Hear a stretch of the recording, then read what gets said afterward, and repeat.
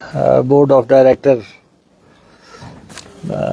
पिछले कल से चल रहा था और फर्स्ट टाइम ये 2 दिन तक जो है बोर्ड ऑफ डायरेक्टर्स की मीटिंग चली, जो अभी कंक्लूड हुई है।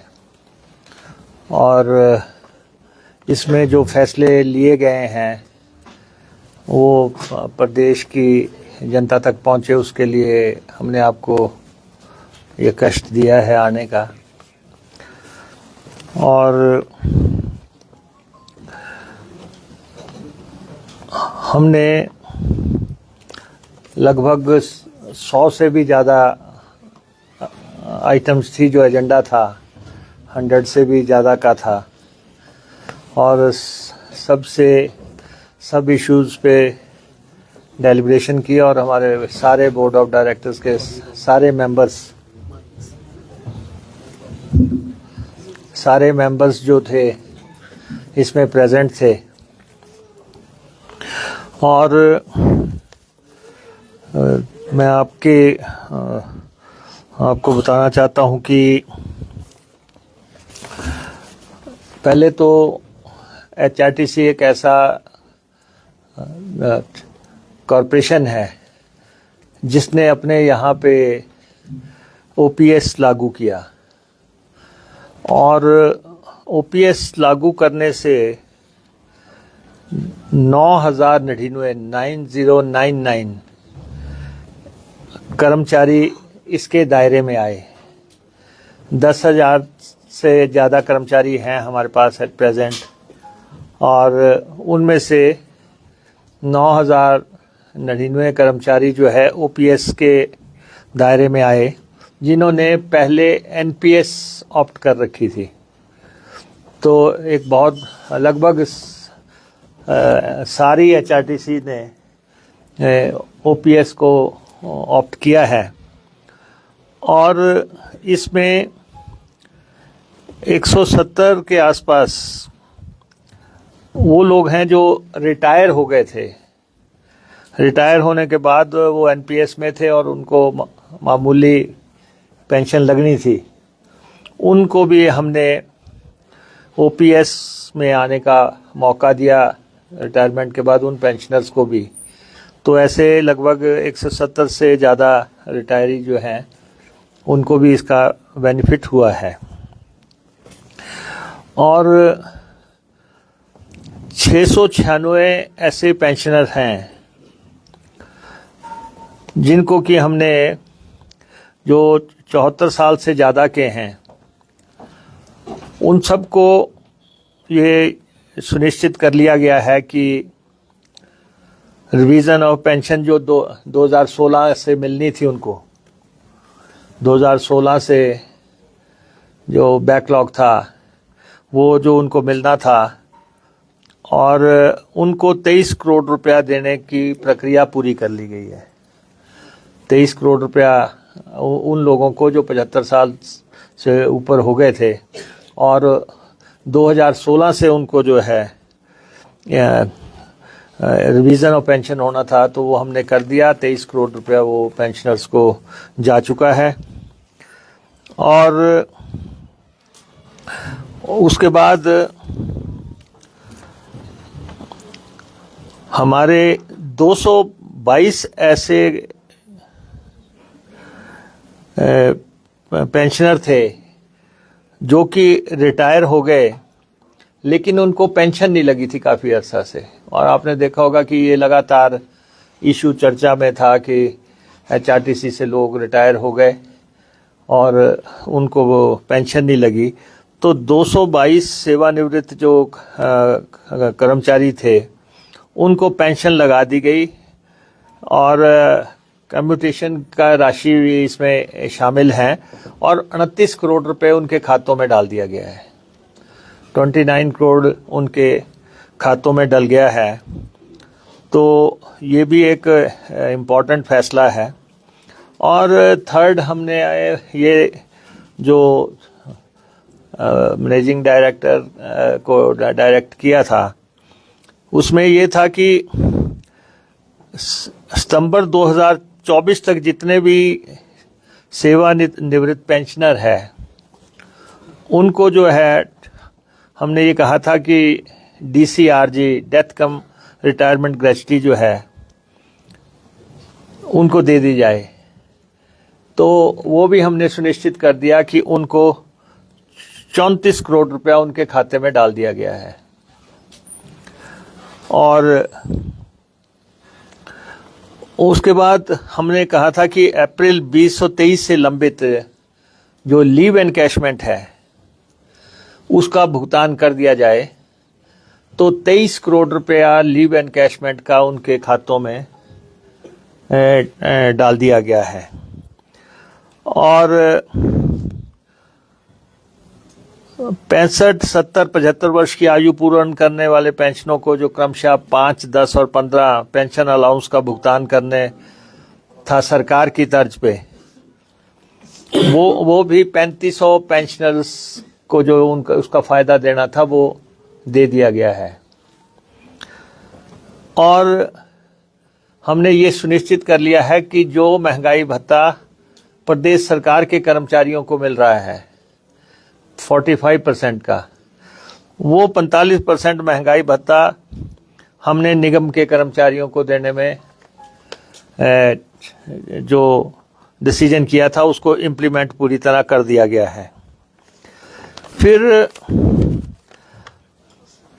जो बैक डेट से कर्मचारी रेगुलर होने थे और जिनका कोर्ट से भी समय समय पे फैसले आ रहे थे और बैक डेट के कर्मचारी कि उनको 1 साल पे पक्का होना था वो नहीं हुए और समय चलता रहा ऐसा ही मसला।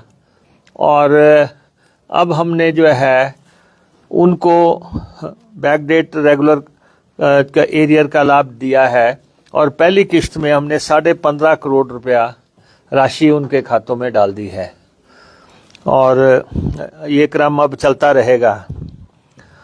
और हमने जो महंगाई भत्ते का एरियर रहता है निगम के कर्मचारियों को 30 सितंबर 2025 तक के 3% महंगाई भत्ते का जो एरियर 31 मार्च की मीटिंग में 3% महंगाई भत्ते का एरियर है ये। और 6 महीने का जो हमारे कर्मचारी हैं उनको मेडिकल रिम्बर्समेंट देने का भी हमने फैसला किया है। और इसके अतिरिक्त जो हमने जो मेडिकल रिम्बर्समेंट है उसमें 2.53 करोड़ हमने क्लेम्स जो है रिटायरीज के दे दिए हैं और 1.68 करोड़ का हमने रेगुलर एम्प्लॉइज को 1/1/2023 से अब तक जो है उनको भी हमने ये राशि दे दी है। और जो डीए का एरियर अब तक हमने 5 करोड़ 7 लाख रुपए का वो हमने जारी हम कर चुके हैं। और अभी हमने जो हमारे ड्राइवर कंडक्टर रात में बसेस लेके जाते हैं या शाम को किसी गांव में हॉल्ट करते हैं तो एक फैसला है कि जो 30 किलोमीटर तक की सीमा है उनको नाइट अलाउंस नहीं मिलता है लेकिन वो रहते घर से बाहर हैं। तो हमने ये फैसला किया है कि ये 30 किलोमीटर की सीमा हमने हटा दी है और इनको नाइट आउट अलाउंस जो है वो देने का हमने फैसला कर दिया है। और आपको मालूम होगा बड़ी देर से चल रहा है ये पीस मील वर्कर भर्ती किए थे हमने, पहले हमने काफ़ी रेगुलर कर दिए हैं। अब उसमें से अब 78 बचे थे, उनको भी हमने वन टाइम सेटलमेंट करते हुए 78 को जो है कॉन्ट्रैक्ट पे लेने का फैसला कर दिया है। इसके अलावा जो तरह तरह के एरियर्स थे वो हमने उनको देने की इजाज़त बोर्ड ऑफ डायरेक्टर में की बैठक में दी है। और फाइनेंशियल बेनिफिट्स की जहाँ तक बात है, जो हम विद इन मीन्स कर सकते थे वो हमने प्रयास किया है। और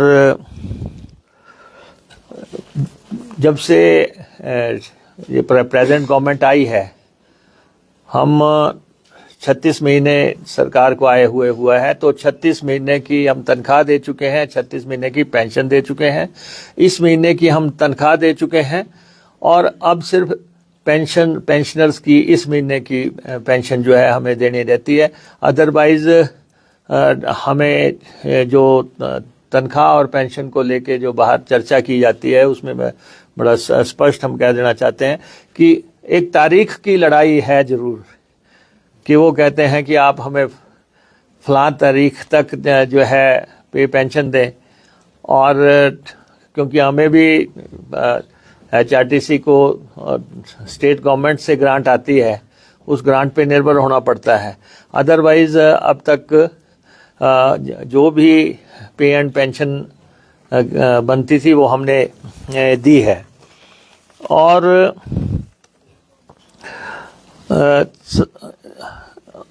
हमारे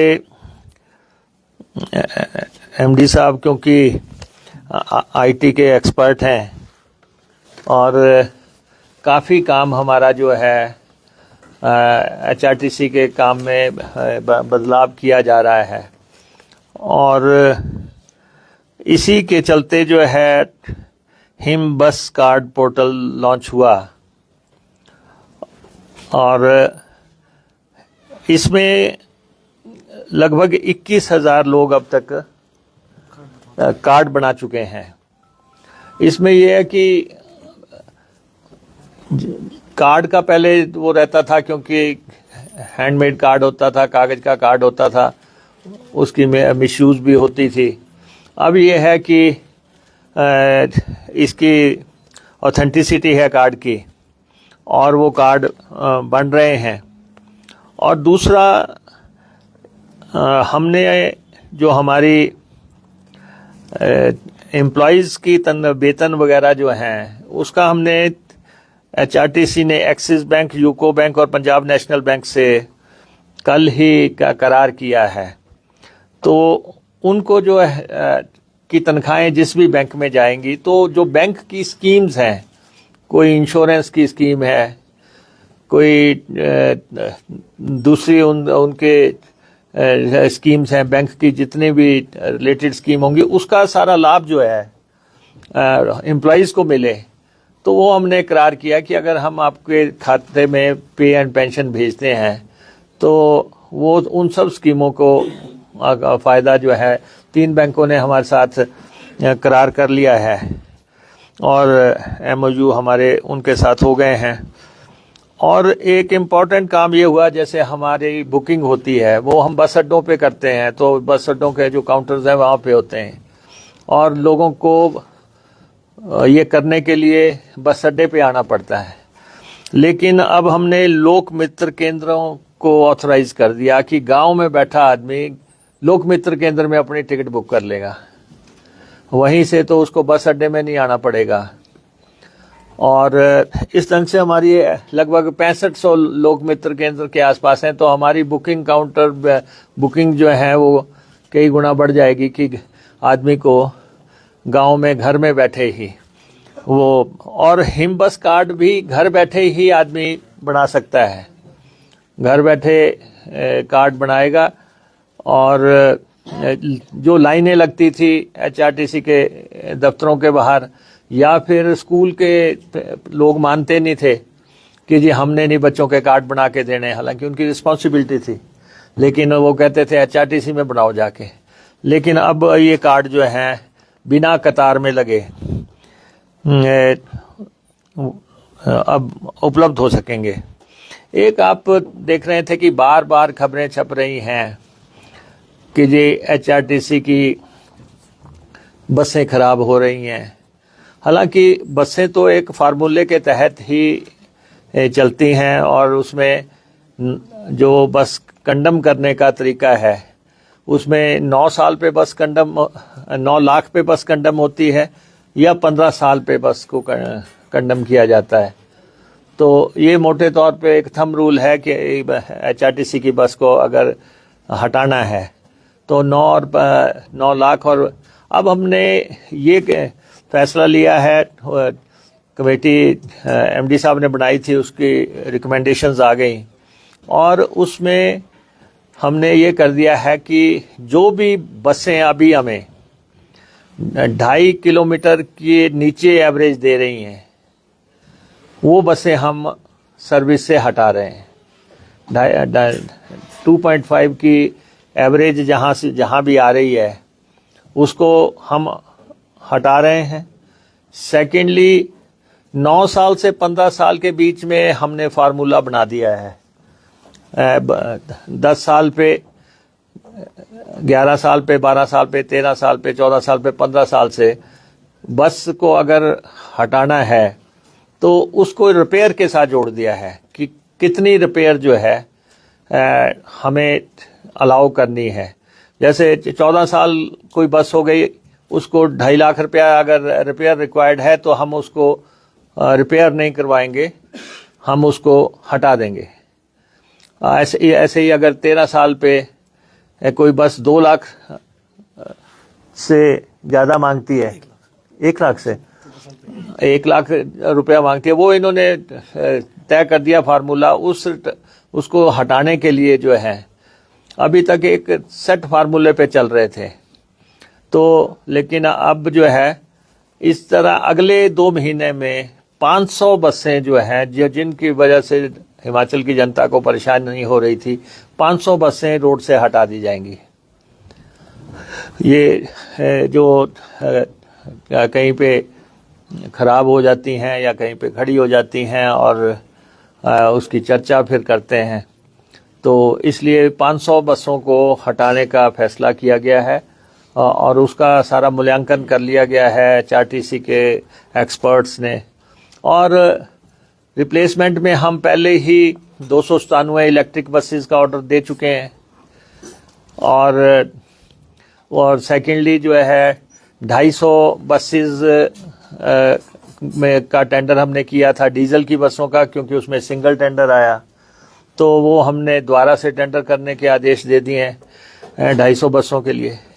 100 हम मिडी बसेस खरीद रहे हैं जो छोटी 24 सीटर बसेस हैं और उसका भी तीसरा tender, third and final tender हमने करने के आदेश दे दिए हैं।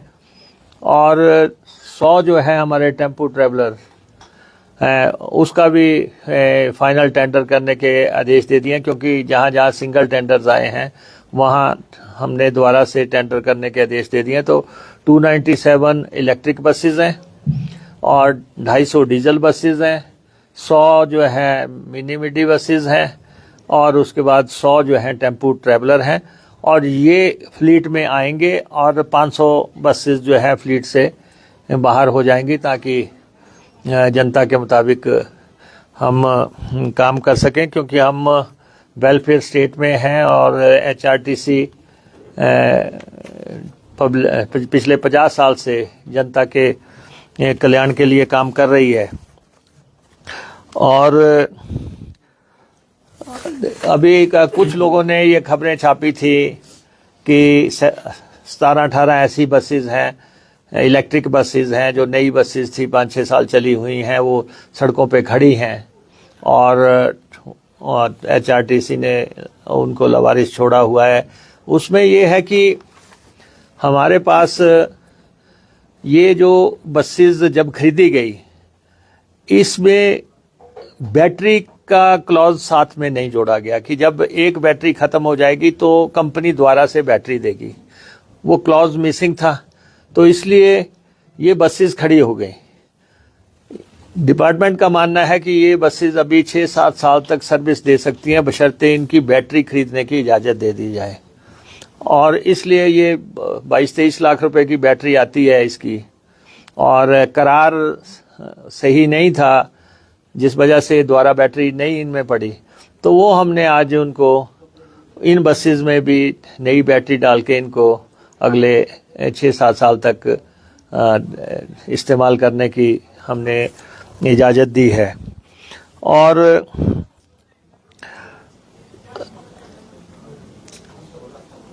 इसके अलावा हमने हमारा जो बस अड्डे बनाने की जो प्रक्रिया है, एक तो बस अड्डे जो मंडी भराड़ी जो है वहाँ पे एक हमारा बस अड्डा बनना है और हमारे पास वहाँ ज़मीन उपलब्ध है। वो हमने कह दिया कि उस बस अड्डे का निर्माण का कार्य जो है तत्काल शुरू किया जाए। एक बस अड्डा हमारा फतेहपुर में बनना है और उसके हमने इजाज़त दे दी है। एक चंबा में लगभग 13 करोड़ रुपए की लागत से हमारा पुराने बस अड्डे पे बस अड्डा बनना है और उसकी हमने इजाज़त दे दी है, उसका पैसा भी चला गया है। और एक मंडी में जो है बस प्रेजेंट बस अड्डा है, उसके ऊपर जो है जगह खाली है। अब क्योंकि बाईपास निकल गया तो बसेस भी बाईपास कुल्लू को हो जाएंगी, तो हमने कहा कि जो उसके ऊपर वो स्ट्रक्चर्स पे हमें इंजीनियर्स ने कहा है कि आप 6 मंजिल तक आप कंस्ट्रक्ट कर सकते हैं। तो हमने वहाँ पे एक पार्किंग और एक जो है कॉमन फैसिलिटी सेंटर टाइप उसको बनाने का फैसला किया है, ताकि लोगों को सुविधा भी हो जाए और उनकी गाड़ियाँ भी पार्क करने की जगह वहाँ पे बन जाए। और एक ठियोग में हमने कमर्शियल कम्प्लेक्स बहुत देर से मांग थी, वहाँ पे ठियोग में हमारी लैंड है, वहाँ पे बार बार वहाँ के एमएलए भी और वहाँ की म्यूनसिपल कमेटी भी मांग कर रही थी कि यहाँ पे आप कमर्शियल कम्प्लेक्स बनाओ। उसकी हमने इजाज़त दे दी है। तो जो भी जयसिंहपुर भी इसमें हमारे नए बस अड्डों की श्रेणी में शामिल है, जिस पे कि हम काम आगे बढ़ाएंगे। और इसके बाद हमारे पास जो बस अड्डे, जो हमारा कांगड़ा का बस अड्डा है, कांगड़ा के बस अड्डे पे अवार्ड आया था कि उसको 26 करोड़ रुपया दिया जाए। और हमने प्रदेश सरकार से कहा है कि ये प्रॉपर्टी जो है ले ली जाए और इसकी एवज में जो पैसा है वो इनको दे दिया जाए। अभी तक आप लोग भी खबरें लगातार छाप रहे हैं कि जी वो करार ख़त्म हो गया है और उसके बाद भी वो ही पैसा ले रहे हैं, लेकिन जो अवार्ड है उसमें बड़ा स्पष्ट है कि हमें वह अड्डा तब उपलब्ध होगा जब हम उसको 26 करोड़ रुपया देंगे। तो वो भी हमने कह दिया है। और दूसरा जो है धर्मशाला का बस अड्डा जो है उसका जो है निर्माण कार्य जो पार्टी है उसने डिले किया है, क्योंकि वो भी ऐसा करार हुआ है कि उसको ज़मीन सच दे दी और उसने डे 1 से पैसे लेने शुरू कर दिए वहाँ पे। और जिसके चलते हमने पीछे डिसाइड किया था कि HRTC की गाड़ियाँ वहाँ पे, क्योंकि अड्डा बना नहीं है, ज़मीन हमारी है, कब्जा उन्होंने ले लिया, तो वो HRTC की गाड़ियों से भी ले रहे थे। तो हमने ये कह दिया था कि हमारी बसेस तो कोई पैसा नहीं देंगी वहाँ पे। लेकिन हमने उनको नोटिस जारी कर दिया है कि अगर वो बस अड्डा बनाना चाहते हैं तो आके वो एक्सप्लेन करें, नहीं तो जो भी हमें आगे एक्शन करना होगा वो हम अकॉर्डिंगली करेंगे। तो ये मोटे तौर पे हमारे ये फैसले थे, और जो हमारे पास लगभग 125 करोड़ रुपए के आसपास जो हमारे स्टेशंस बनने हैं ई बसेस के लिए या दूसरी बसेस के लिए, उसमें से लगभग 30-32 बन के 34 बन के जो है तैयार हो गए हैं हमारे, ताकि आने वाले टाइम में ई सर्विसेज के लिए पूरे प्रदेश में हमारे स्टेशन स्थापित हो जाएं। तो उसका पहला चरण हमारा लगभग पूरा हो गया है, और उसके अगले चरण की हम तैयारी कर रहे हैं, और उसमें अब हमारी वर्कशॉप की रेनोवेशन होनी है, तो उसके लिए भी पैसा हमारे पास उपलब्ध है। तो वो भी वर्कशॉप का भी हम काम शुरू करेंगे। और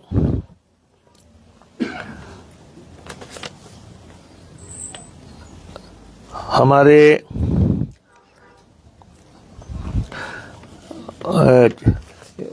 जगह जगह बस अड्डों पे हमारी दुकानें पड़ी हुई हैं और पूरे प्रदेश में पड़ी हुई हैं। हमने फैसला किया है कि अनएम्प्लॉयड लोगों को भी जो है 20% दुकानें हम अलॉट करेंगे, ताकि वो सब रोजगार के लिए तैयार हो सकें। और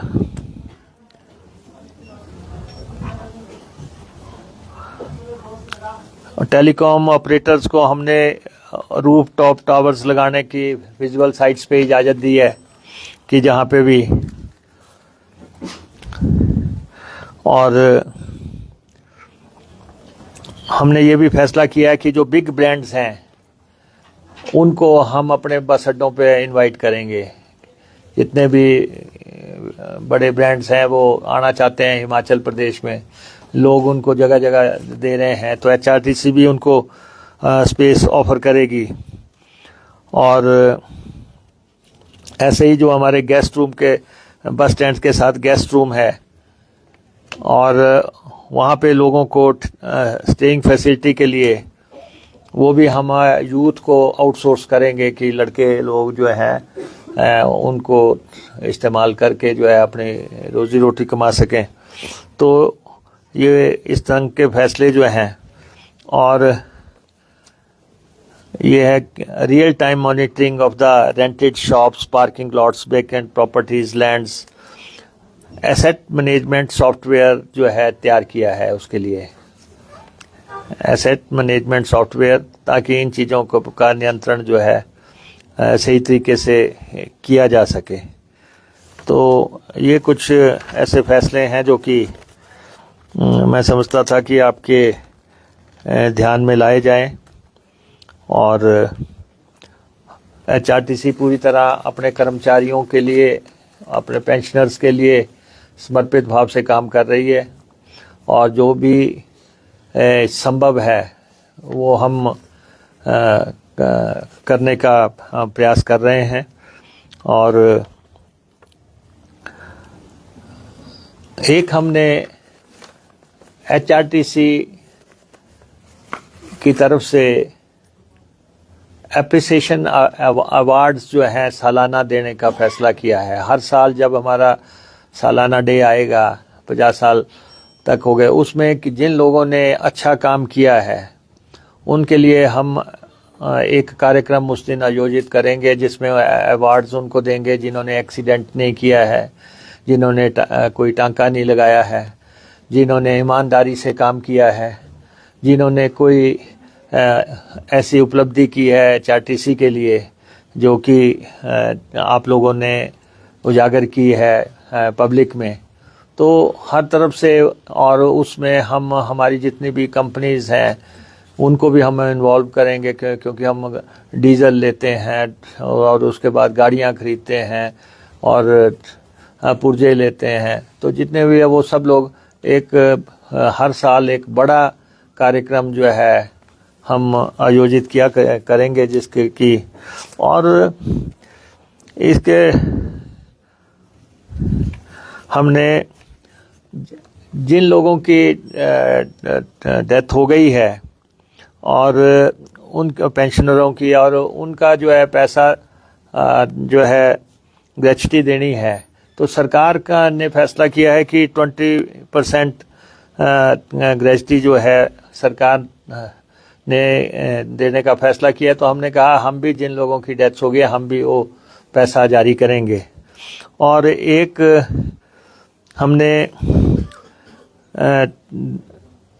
दैनिक भत्ता जो है HRTC में जो 450 के आसपास, 450 410 से 450 किया, तो 40 रुपये जो है इंक्रीज कर दिया, जो इस समय प्रेजेंट रेट है, तो वो हमने HRTC में लागू कर दिया। और एक हमने JOIT के जो है 171 पद जो है रेगुलर भरने का फैसला किया है। रेगुलर भर्ती जो है, क्योंकि पहले हमने कंडक्टर की भर्ती भी रेगुलर की थी, 357 कंडक्टर जो है रेगुलर भर्ती किए गए, फर्स्ट टाइम कमीशन से भर्ती हुए। अब हम सबऑर्डिनेट सिलेक्शन कमीशन उससे जो है हम ये 171 JOIT भरने जा रहे हैं। तो HRTC में अब एडहॉकिज्म पूरी तरह ख़त्म है, पीस मील वर्कर रेगुलर हो गए हैं और JOIT रेगुलर लग रहे हैं, कंडक्टर रेगुलर लग रहे हैं। और जो भी प्रदेश की तरक्की में, प्रदेश के वेलफेयर में HRTC ने बहुत बड़ा योगदान दिया है, और उस योगदान को देखते हुए हमने जो भी कर्मचारियों के लिए किया जा सकता है, पेंशनर्स के लिए किया जा सका, और ये क्रम निरंतर जारी रहेगा, ये मैं बोलना चाहता हूँ।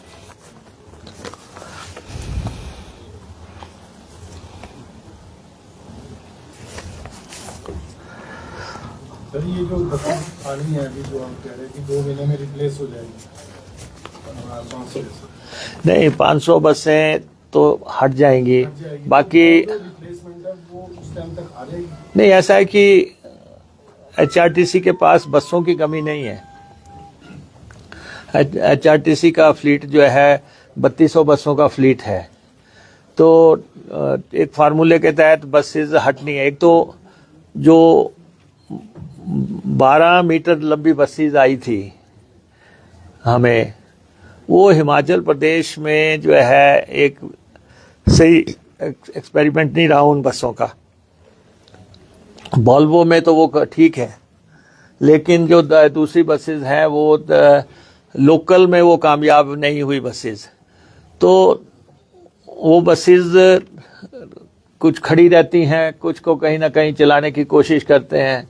हम जब चलाते हैं तो आप लोग शोर मचा देते हैं, फिर हम फिर रोकते हैं, फिर चलाते हैं, क्योंकि उनके इंजन ठीक हैं, उनके इंजन्स ठीक हैं, लेकिन ये है कि लंबी बसेस हैं और पहाड़ के मुताबिक नहीं है। तो इसलिए, और उस लॉट में 700-800 बसेस आई थी, और छोटी बसेस तो चला रहे हैं हम। और लेकिन कुल मिला के फ्लीट को कैसे बदला जाए, किस ढंग से बदला जाए, उसके हम प्रयास कर रहे हैं। और साथ में ये भी कोशिश कर रहे हैं कि हम इलेक्ट्रिक बसेस को किसी न किसी ढंग से इंट्रोड्यूस करने में कामयाब हो जाएं। अब फर्स्ट लॉट में 297 बसेस का ऑर्डर है। अब जब भी वो हमारा सप्लाई देते हैं वो, तो काफ़ी इजी हो जाएगा। 280 बसेस अभी तक हम खरीद चुके हैं, अभी तक 280 बसेस खरीद चुके हैं, और वॉल्वो का भी हमारा 94 बसेस का फ्लीट है। एक बात मैं आपके ध्यान में लाना चाहता हूँ, हमारे पत्रकार साथी बार बार जिस बात को मेंशन करते हैं कि दिल्ली से प्राइवेट वॉल्वोस का जखीरा आता है और उसको HRTC रोकता नहीं है, एक बात, या ट्रांसपोर्ट डिपार्टमेंट रोकता नहीं है, या फिर ये कहते हैं कि HRTC की बसों में किराया ज़्यादा है। तो उसमें मैं आपको ये बताना चाहता हूँ कि ये केंद्र सरकार ने एक फैसला किया जिसके तहत उन्होंने ये कि जो भी व्यक्ति इस देश में बस चलाना चाहता है वो 3 लाख रुपया केंद्र के पास जमा करवाए, वो कश्मीर से कन्याकुमारी कहीं भी बस चलाए। अब लोग 3 लाख रुपया केंद्र के पास जमा कराते हैं और वो बस लेके सड़क पे आ जाते हैं, और उससे जो है हमारी बसेस को तो सारे प्रॉपर टैक्स देना पड़ता है। हम चंडीगढ़ का टैक्स भी देते हैं, हम पंजाब का भी देते हैं, हम हरियाणा का भी टैक्स देते हैं, हम दिल्ली का भी टैक्स देते हैं, हम एक रेगुलेशन से चलते हैं। लेकिन ये जो 3 लाख रुपया जमा दे करके, हालांकि कायदे के मुताबिक उनको एक जगह से बस भरनी है और दूसरे गंतव्य स्थल पे लेके जानी है, लेकिन केंद्र सरकार ने उन पे और मेहरबानी कर दी, उनको जो है दिल्ली बस अड्डे पे काउंटर दे दिया। अब वो दिल्ली बस अड्डे पे भी बेखौफ जो है बस भरते हैं।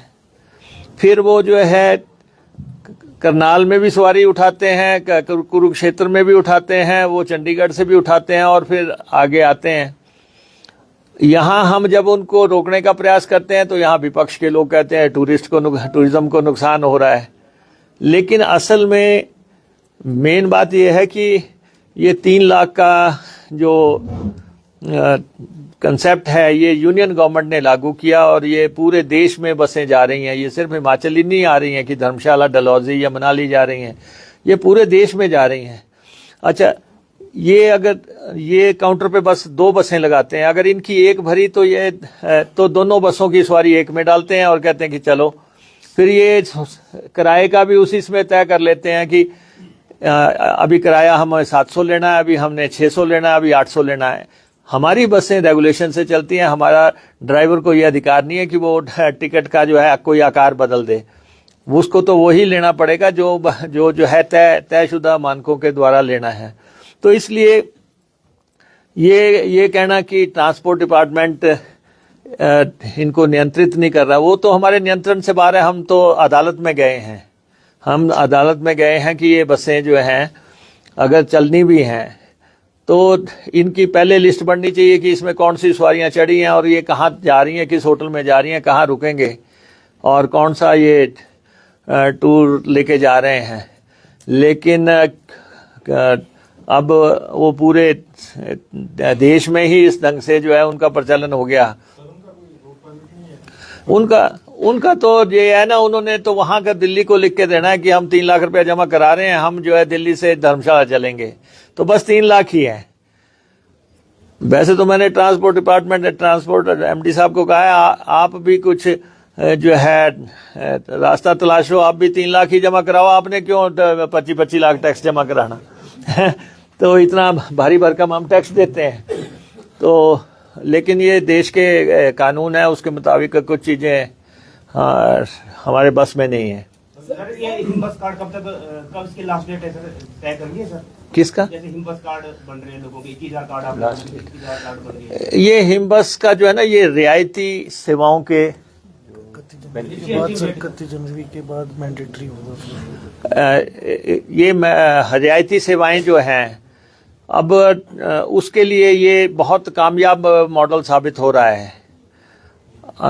और 31 जनवरी तक तो हमने इसके लिए रखा है कि आप बनाओ, उसके बाद हम मैंडेटरी कर देंगे कि सबके पास ये होना चाहिए।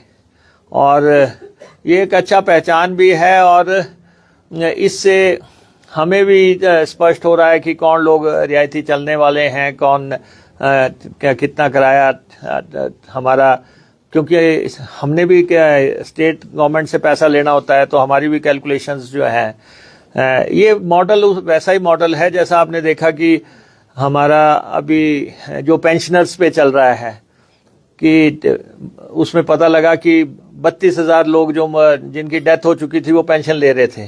जब वो पॉलिसी आई तो पता लगा कि अभी तक चल रहा है ट्रैकिंग, तो 32,000 तो ऐसे लोग निकल आए कि तो इसमें भी हमारा बिल्कुल स्पष्ट हो रहा है। और एक हमने HRTC में ये कहा है कि वो जहाँ पे स्कूली बच्चे आपके जाते थे, वो स्कूली बच्चे मुफ्त जाते थे, जहाँ हमारी बसें हटी हैं कुछ जगह पे, और प्राइवेट बसेस के साथ जो करार हुए हैं वो बच्चों को लेके नहीं जाते।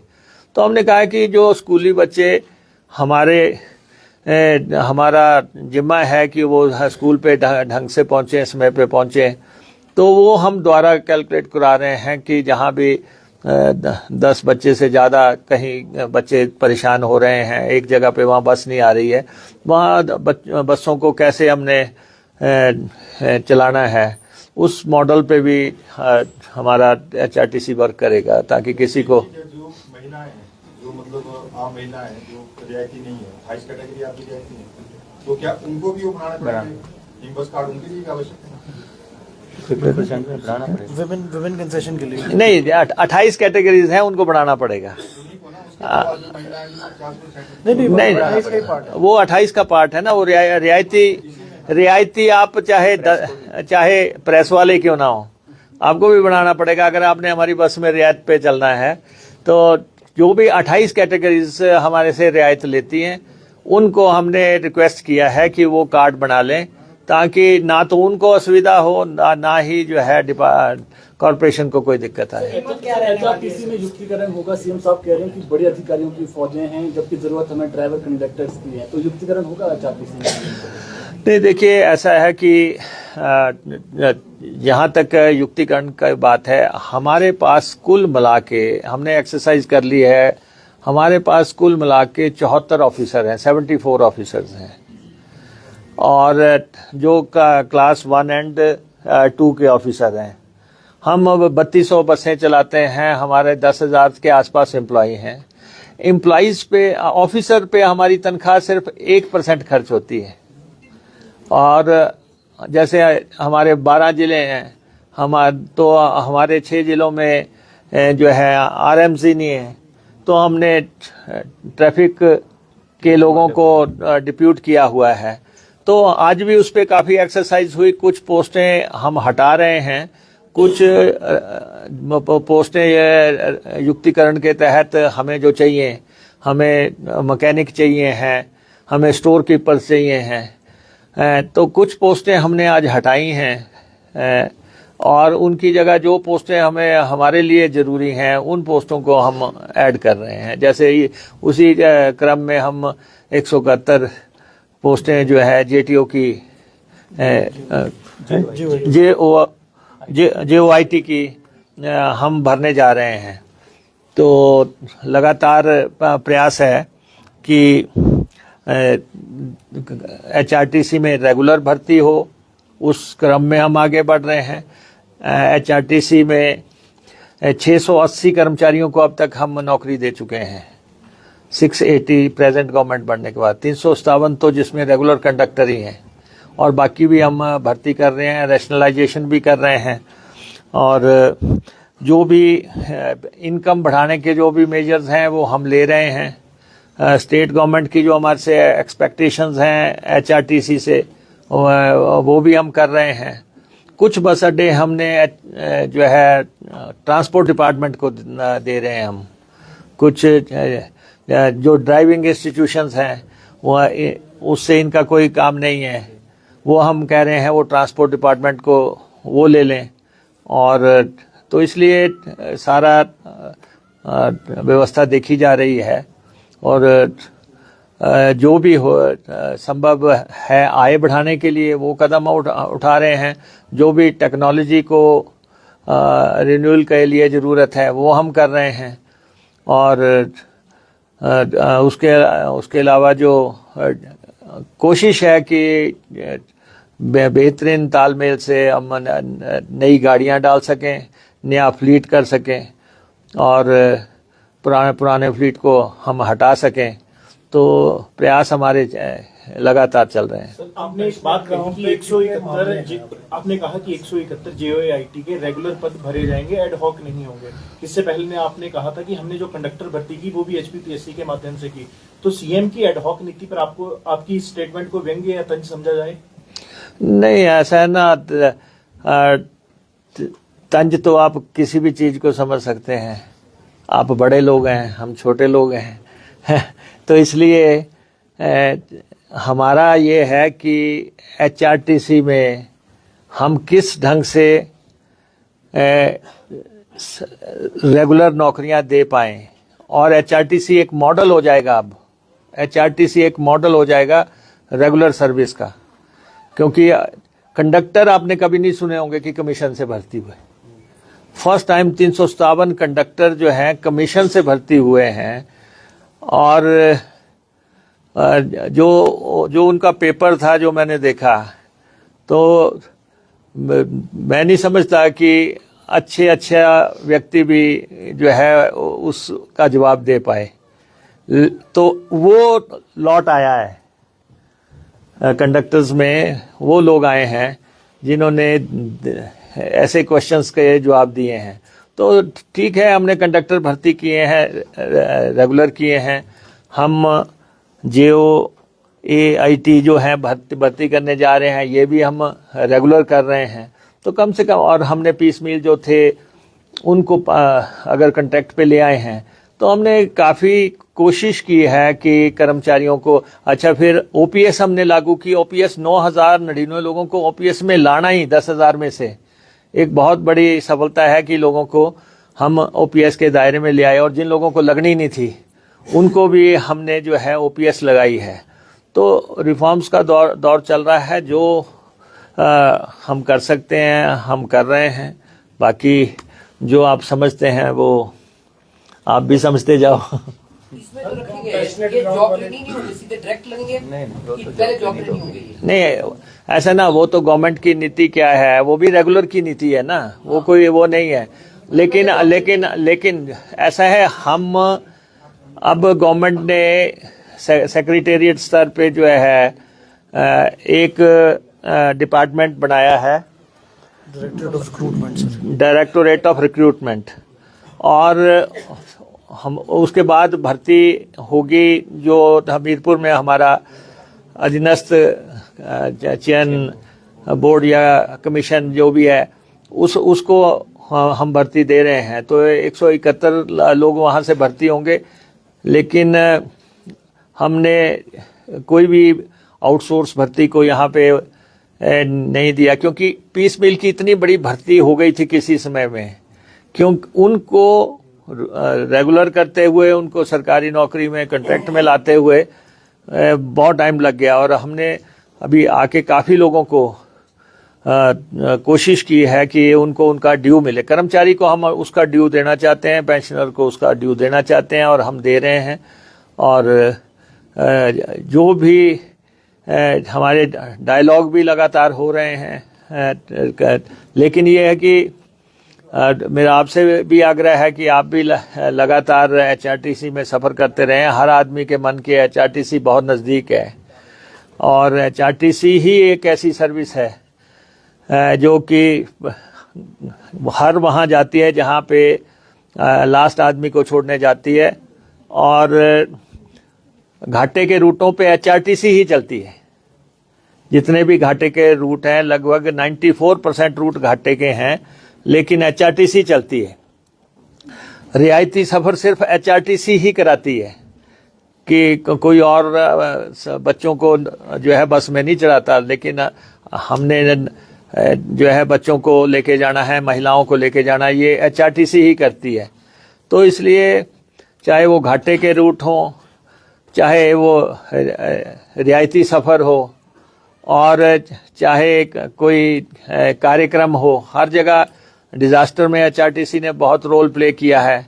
उससे पहले जब कोरोना आया था, उसमें भी एचआरटीसी ने बहुत रोल प्ले किया लोगों को अपने गंतव्य स्थलों पे। तो ये आपकी अपनी बस है, इसको दिल के आप करीब रखें, मैं बस यही कहना चाहता हूँ। देखो, हमारे से तो आप बस ले लें, हम आपको भी दे देंगे। हाँ, को लेकर बात हो रही है। आपने अधिकारियों से कहा कि रात के अंधेरे में निपटा दिए जाएंगे। रात के अंधेरे में आपकी भी तो जेपी नड्डा से मुलाकात हुई है, उस मुलाकात के मायने क्या है? क्या ये गृह युद्ध का इंडिकेशन है? नहीं, ऐसा है कि वैसे तो ये एचआरटीसी की प्रेस कॉन्फ्रेंस है, मैं चाहता हूं कि आप एचआरटीसी तक सीमित रखें, लेकिन जहां आप हो वो सीमित तो रह नहीं सकती, वहां तो होके ही हटेगा कि। तो इसलिए जो है हमारे बीजेपी के राष्ट्रीय अध्यक्ष ददन अध्यक्ष जो है वो मेरी बेटी की शादी के मुझे बधाई देने आए थे, शुभकामनाएं देने आए थे। I am thankful to him. शादी के अलावा भी आप भी तो आए, तो आप अपना क्यों नहीं कहते? आप मेरे से रात के अंधेरे में मिलने आए थे, आप भी रात को आए थे। सर जयराम जी ने कल प्रेस कॉन्फ्रेंस की, जहाँ बैठे हुए हैं प्रेस कॉन्फ्रेंस, उन्होंने कहा कि आपने वहाँ पे भड़ास निकाली वहाँ पे रैली में, इस पर आपका क्या रिप्लाई है? ऐसे जयराम जी नेता प्रतिपक्ष हैं, हम उनका सम्मान करते हैं, विपक्ष में हैं और उनको एक गिला है कि हमने उनको सत्ता से हटाया है, तो वो हमारे लिए कोई भी लोकोक्तियां इस्तेमाल करें, हम उसका स्वागत करते हैं।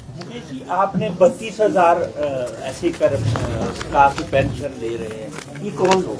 नहीं, ये एक्चुअली मेरा सब्जेक्ट नहीं है, मेरा नाम मंत्रालय है, मैं तो HRTC पे कर रहा हूँ। मैंने एक रनिंग रेफरेंस दिया, बाकी आप इस पे काम करते रहना। सरकारी विभागों के द्वारा किसी भी पार्टी का प्रचार दुष्प्रचार करना कितना जायज आप मानते हैं? पब्लिक रिलेशन में भी एक पोस्ट जारी की है जिसमें बीजेपी का जो चिन्ह था वो उल्टा दिखाया गया है, जिसमें जयराम ठाकुर जी ने कहा है कि डोंट लिमिट द क्रॉस। अधिकारियों को उन्होंने इस बारे में बताया, आप भी अधिकारियों को कई बार हड़काते हुए नजर आएंगे, आप इस बारे में क्या बताएंगे? नहीं, ऐसा है, हम तो खुद भुक्तभोगी हैं। हमारे खिलाफ तो सवेरे से भोंपू लेके कुछ लोग बैठ जाते हैं, सारा दिन यही लगे रहते हैं कि हर दुनिया की हर बला का जिम्मेवार मुकेश अग्निहोत्री है। तो हमें इस बात से नहीं है, हम अपना कर्म कर रहे हैं, हम अपना काम कर रहे हैं, प्रदेश के विकास में, प्रदेश के कल्याण में, प्रदेश गरीब की सेवा में हम लगे हुए हैं। अगर हमने 5 बार इलेक्शन जीता है आपके बीच में से जाके, 25 साल से अगर हम MLA हैं, तो कुछ तो हमने किया होगा जो जनता हमें जो है विधानसभा की चौखट पार करवाती है। तो ऐसे बहुत लोग हैं जो कुंठाग्रस्त हैं, जो सुबह उठते ही जो है भोंपू उठाते हैं और वो लग पड़ते हैं कि जी। और मैं एक बात आपको ये कहना चाहूँ, मैं भी बड़े लंबे अरसे पत्रकार रहा। पत्रकार जो कुछ ऐसे हैं जो ये सोचते हैं कि हम रात के अंधेरे में सरकार गिरा देंगे, वो बड़े मुगालते में है। आप जो जितना का आप कर सकते हैं सोसाइटी को दिशा देने के लिए, मार्गदर्शन करने के लिए, कुछ दुरुस्त करने के लिए आप गाइड करें, वेलकम, हम उसका स्वागत करते हैं। पब्लिक रिलेशन, अरे भाई पब्लिक रिलेशन ने पिछले 5 साल क्या किया? मैं तो लीडर ऑफ अपोजिशन था, वो भी आप किताब खोल के देखो।